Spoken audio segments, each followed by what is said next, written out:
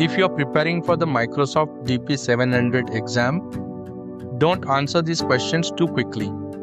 Today, I'm going to give you 5 tricky Microsoft Fabric questions.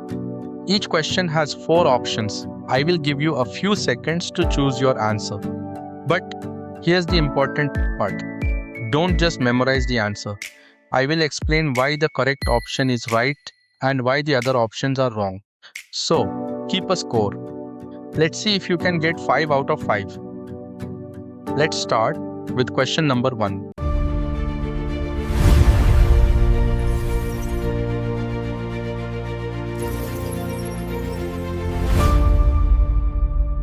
Question 1. You are building a Microsoft Fabric solution for an application that generates real-time telemetry data. The data is continuously arriving and you need to analyze the streaming data using KQL with low latency queries.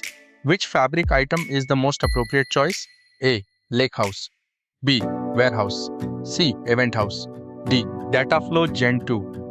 What's your answer? A, B, C or D?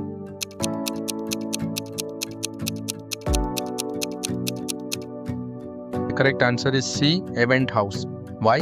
Eventhouse is designed for real-time analytics scenarios, especially when you're working with streaming data and KQL.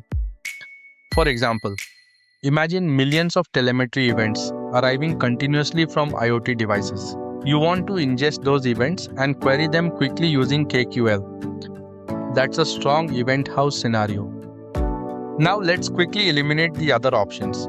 Lakehouse is excellent for storing and processing analytical data, but this scenario specifically emphasizes real-time analytics with KQL.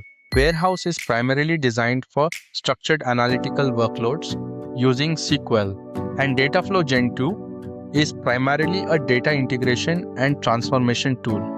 It isn't the best answer for this real-time KQL analytics scenario. And remember, don't choose a Lakehouse simply because you see the word data. Look at the workload requirements. Let's move to question 2. You need to create an orchestration process that runs several activities in a specific order, copies data from multiple sources, executes a notebook, uses parameters, has conditional execution based on previous activity results. Which Fabric item should you primarily use? A. Dataflow Gen 2. B. Pipeline. C. Lakehouse. D. Eventhouse. This one looks easy, but be careful. What's your answer? The keywords here are orchestration, multiple activities, execution order, parameters, and conditional execution. A Fabric pipeline is designed to orchestrate data movement and processing activities. For example, your pipeline could look like this. You can also use parameters and dynamic expressions to make the pipeline reusable. Now let's look at the traps. Dataflow Gen 2 is primarily used for data ingestion and transformation using a low-code experience. It isn't the best answer when the question is specifically asking for complex orchestration.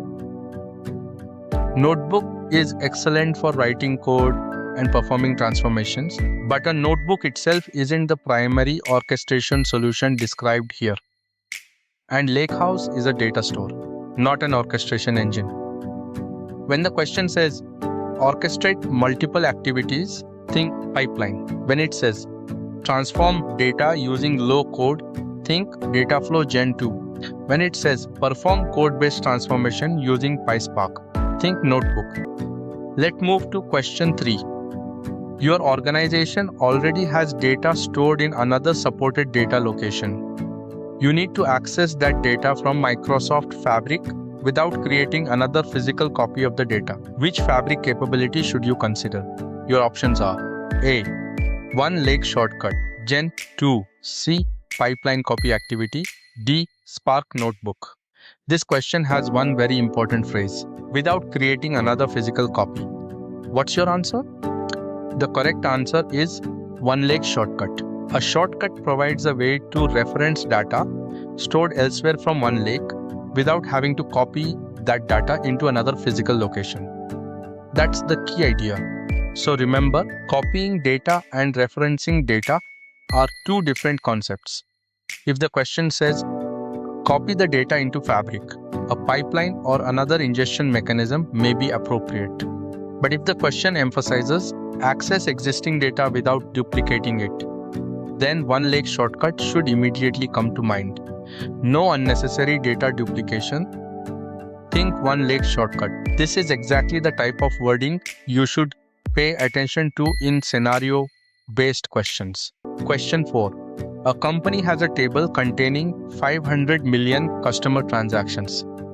The table is updated every day, but only a small percentage of rows change. You need to load the changes into a Fabric analytical solution every night while minimizing unnecessary data movement. Which loading pattern is the most appropriate? Your options are A. Full load every night. B. Incremental load. C. Delete the destination table and reload everything. D. Manually export and import the table.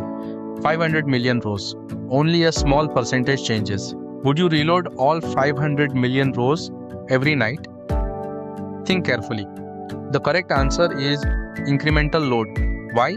Because only a small percentage of the source data changes. Instead of processing the entire 500 million row table every night, an incremental loading pattern identifies and processes the rows that are new or changed. This can significantly reduce unnecessary data movement and processing.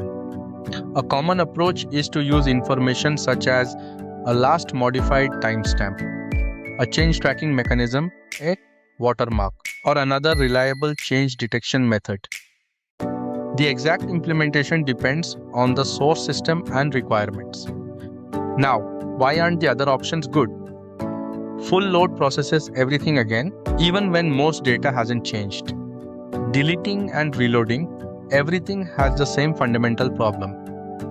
And manually exporting and importing data isn't an appropriate scalable automated loading strategy. Huge dataset plus small number of changes equals to think incremental load.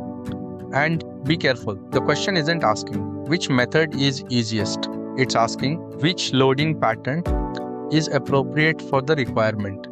Question 5. You need to transform a very large dataset.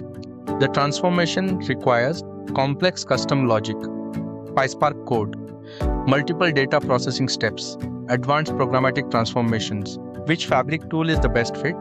A. Dataflow Gen 2. B. Notebook. C. Warehouse. D. Eventhouse.